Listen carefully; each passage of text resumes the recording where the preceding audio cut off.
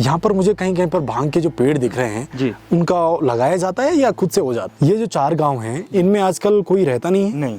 अच्छा, खेती बाड़ी देख रहा हूँ, यहाँ पर कुछ फल भी उगा रहे हैं आप लोग जी। इसके बारे में अच्छा लगा मुझे कि सचिन दिल्ली जा गए, वहाँ पे जॉब की, वापस आए और फिर से जो उनके संसाधन हैं पुराने उन पे काम कर रहे हैं।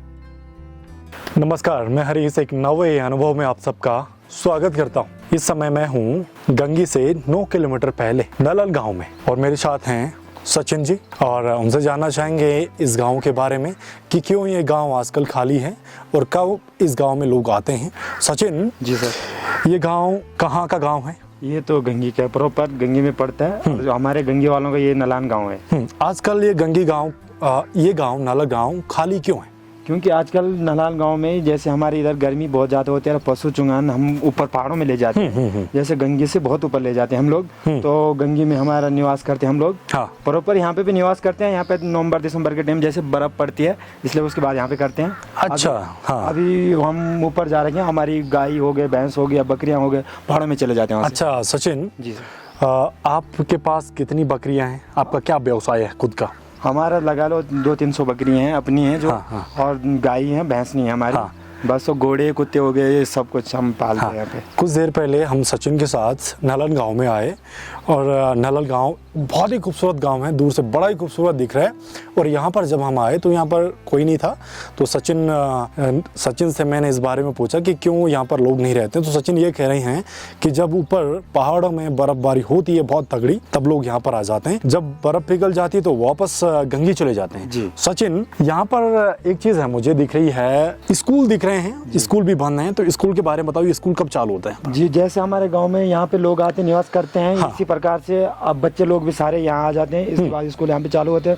जैसे हम गंगी में स्कूल बंद पड़ जाएंगे जब हम डिवाइड होंगे चारों गाँव में, जैसे री हो गया, लोनी हो गया और नलान हो गया, डिखरी हो गया, 4 गाँव है गंगी के अलावा। हाँ। प्रॉपर हमारा जैसा कि गर्मियों के सीजन पे हम एक ही गांव में रहते हैं और उसके बाद अगर नवंबर दिसंबर में बर्फबारी होती है, वहाँ पे बहुत ज़्यादा होती है, इसके बाद हम चारों गांव में डिवाइड हो जाते हैं। तो इसी प्रकार हमारे स्कूल भी चलते हैं और इसी प्रकार हमारा कारोबार भी चलता है। बिल्कुल, कहने का मतलब ये है कि जब बच्चे इस गांव में आते हैं तो स्कूल ये चालू होता है, जब गंगी में जाते हैं तो गंगी चालू होता है।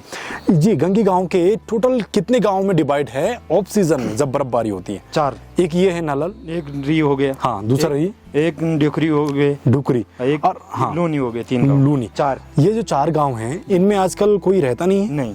अच्छा, खेती बाड़ी देख रहा हूँ, यहाँ पर कुछ फल भी उगा रहे हैं आप लोग जी। इसके बारे में? इसके बारे में आते जाते रहते हैं, अप डाउन करते रहते हैं इधर उधर। हाँ। कभी जैसे खेत में कोई कीड़े लग गए, वो कुछ हो जाता है, इस प्रकार आते जाते रहते हैं भाई। जी सचिन भाई, यहाँ पर खेती आलू की होती हैं जी। और किस चीज की होती हैं? और जैसे आलू हो गया और राजमा हो गया, चुलाई हो गई, अच्छा, बस इस प्रकार। और यही होता है। और खेती में क्या और सब्जी होती है, हरी सब्जी होती है, जैसे गोभी हो गया। अच्छा, ये जो अभी बंद गांव हैं, नहीं रहते लोग, जी। यहाँ पर लोग बीच में आते रहते हैं कि अपनी लकड़ियों को स्टोव करते हैं, घास का स्टोव करते हैं? नहीं, अभी जैसे आजकल यहाँ पे घास बहुत ज्यादा लंबा हो रखा है, जैसे खेती खाती को साफ करते हैं और नवंबर दिसंबर में 1 महीने पहले उन लकड़ियों को जमा कर लेते हैं। अच्छा, जैसे घास घूस यून के लिए कर लेते हैं, जमा इकट्ठा कर लेते हैं। हाँ, मतलब बर्फबारी से पहले ये स्टॉक में रख देते हैं। जी, स्टॉक कर लेते हैं। जी सचिन जी, आपने पढ़ाई कितने की? इंटर कर रखा। बहुत बढ़िया यार, कहाँ से? यहाँ गुत्तू सी कर रखा है। अरे क्या बात है यार, सचिन पढ़ा लिखा भी है और अपने जो पुराने जो हो कामकाज है उन पे फोकस कर रहे हैं, उन पे ध्यान दे रहे हैं। अच्छा सचिन, आपके पास अभी कितनी बकरियां हैं? 200-300 भैया। 300 बकरी। अभी कहाँ पर है बकरी? आप कहाँ जा रहे हो डंडी उंडी लेके? यहाँ से 20 किलोमीटर दूर जाऊंगा। यहाँ से? वहाँ का नाम बोलते हैं खड़ारी बोलते हैं। अच्छा, वो बुग्याल है? बुग्याल पे, प्रॉपर बुग्याल पे बकरियाँ। अच्छा, अभी बुग्याल पे आपकी बकरियां हैं। ये बकरियां कब वापस गंगी गांव में आएंगे? अभी आएंगे 3-4 दिन बाद आएंगे, क्योंकि वहाँ पे कौथिक है। हाँ। जैसे अब आपने देखा होगा, कल देखा होगा। हाँ। इसी प्रकार से कौथिक फिर होगा। हाँ। फिर उसके बाद वो फिर वापस चले जाएंगे। अच्छा सचिन जी, आप 12वीं पढ़ी आपने? जी, बहुत अच्छी बात है। जी। और आप ये बकरी पालन में कितना पैसा कमा लेते हो?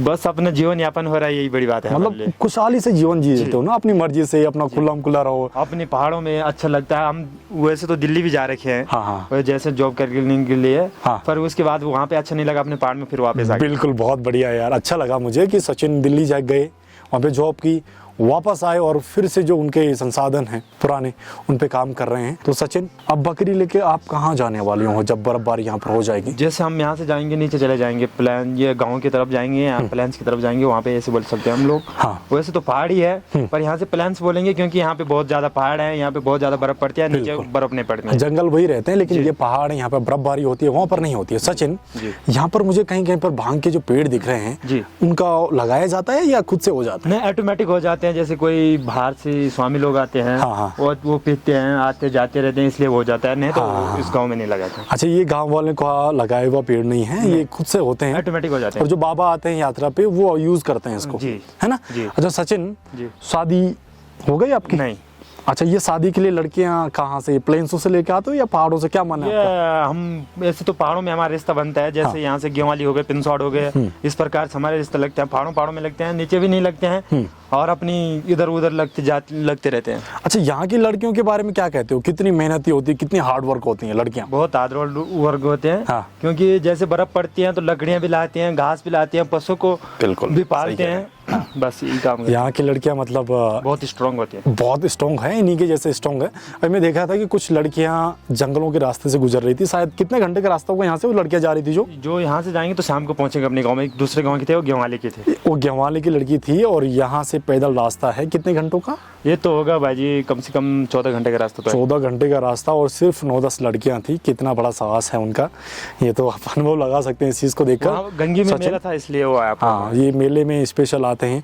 और शादी करने का प्लान कब है आपका? अभी तो कुछ नहीं है, अभी तो जिंदगी छोटी है, फिर जैसे उम्र होगी उस प्रकार से शादी कर लेंगे। बहुत बढ़िया, बहुत बढ़िया। सचिन को मिलकर बहुत अच्छा लगा, और उम्मीद है ये अनुभव आपको पसंद आया हो सचिन जी के साथ में।